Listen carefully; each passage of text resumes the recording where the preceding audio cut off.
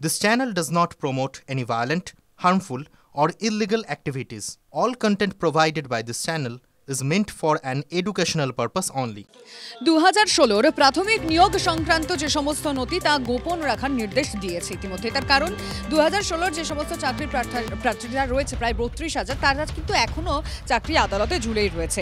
ইতিমধ্যেই জেলা প্রাথমিক সংসদকে এই নির্দেশ প্রাথমিক শিক্ষা পর্ষদের। 2016 প্রাথমিকে নিয়োগ মামলা যেহেতু এখনও আদালতে বিচারাধীন, মামলা নিষ্পত্তি না হওয়া পর্যন্ত নিয়োগ নথি গোপন রাখতে নির্দেশ প্রাথমিক শিক্ষা পর্ষদের।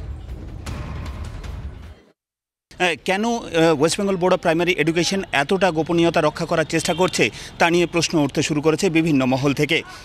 যদিও West Bengal board of primary education তাদের যে নির্দেশিকা, সেই নির্দেশিকায় তারা স্পষ্ট জানিয়েছে যেহেতু 2016 সালে প্রাথমিকে নিয়োগের যে বিষয়টি, সেই বিষয়টি সাবজুডিস রয়েছে, স্বাভাবিকভাবেই এই ধরনের তথ্য বাইরে কোনোভাবে প্রকাশ করা যাবে না। যদিও তা নিয়ে বিরোধীরা তারা যেটা বলছেন যে যেহেতু 2016 সালের প্রাথমিকের নিয়োগের ক্ষেত্রে ব্যাপক দুর্নীতির অভিযোগ উঠেছে এবং সেই অভিযোগকে সামনে রেখে চূড়ান্ত গোপনীয়তা রক্ষা করার চেষ্টা করছে রাজ্যের সরকার থেকে শুরু করে West Bengal board of primary education, তাই এই ধরনের নির্দেশিকা জারি করা হয়েছে।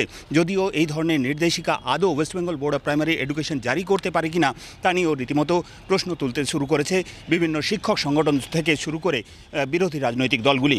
বাঁকুড়া থেকে ক্যামেরায় বোধন কর্মকারের সঙ্গে হীরক মুখার্জি, TV9 বাংলা। এর অর্থ শিক্ষক নিয়োগে যে দুর্নীতি হয়েছে সেটা প্রকারান্তরে রাজ্য সরকার স্বীকার করে নিচ্ছে, আর এইভাবে সমস্ত কিছু লুকিয়ে রাখার প্রচেষ্টা এটা অত্যন্ত নিন্দনীয়। পূর্বে যা নিয়ম ছিল, প্যানেল লিস্ট পাবলিক ডোমেনে প্রকাশিত হতো, মানুষ দেখতে পারতো কোন জায়গায় কার কী অবস্থান। এক্ষেত্রে সরকার প্রথম থেকেই যে কাজটা করার চেষ্টা করছে, তাতে কোনো জায়গায় আমাদের মনে হচ্ছে অযোগ্যদের সরকার রক্ষা করার যা কাজ, সেই কাজকেই চালিয়ে যাচ্ছে। কোর্টের কাছেও সরকার যা তথ্য প্রমাণ আছে সঠিক সময়ে সঠিক জিনিস তুলে ধরছে না। প্রাথমিকের ক্ষেত্রেও SSCর মতোও না কোনো কিছু ঘটে যায়, সেটাই আমরা আশঙ্কা করছি। কারণ সরকারের সদিচ্ছার মারাত্মক রকম অভাব আমরা প্রতি ক্ষেত্রেই লক্ষ্য করছি।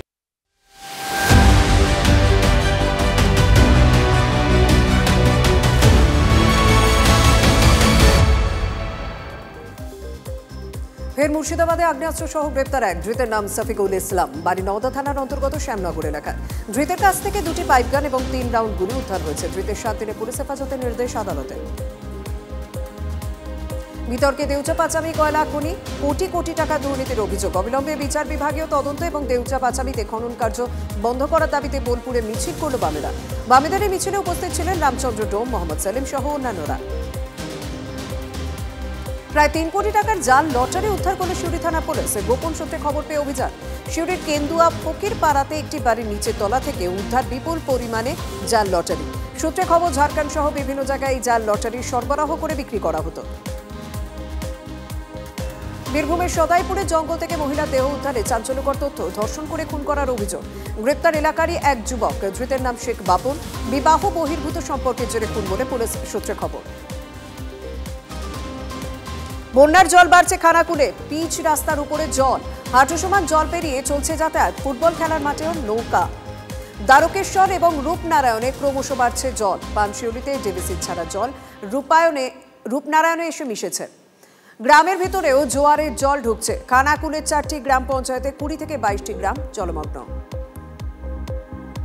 প্রাকৃতিক দুর্যোগের মধ্যে বকখালি সমুদ্রে স্নান করতে নেমে তলিয়ে গেলেন এক পর্যটক। নিখোঁজ ইমতাজুল আরফিন, বয়স 24, বারুইপুরের মল্লিকপুরের বাসিন্দা। ফ্রেজারগঞ্জ উপকূল থানার পক্ষ থেকে স্পিড বোটে করে নিখোঁজের খোঁজে সমুদ্রে তল্লাশি চালানো হচ্ছে। গতকাল দুপুরে 3 বন্ধুর সঙ্গে বকখালিতে বেড়াতে গিয়েছিলেন ইমতাজুল। সমুদ্রে স্নান করতে নেমে এই বিপত্তি।